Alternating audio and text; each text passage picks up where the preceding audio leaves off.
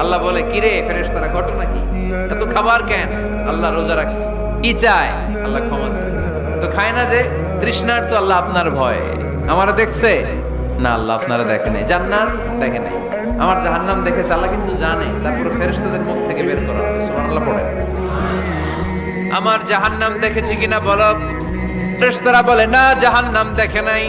আমার জান্নাত দেখেছে কিনা বলো। জান্নাতও দেখে নাই, কিছুই দেখে নাই, আপনারেও দেখে নাই। আল্লাহ এবার খুশি হয়ে যাবে।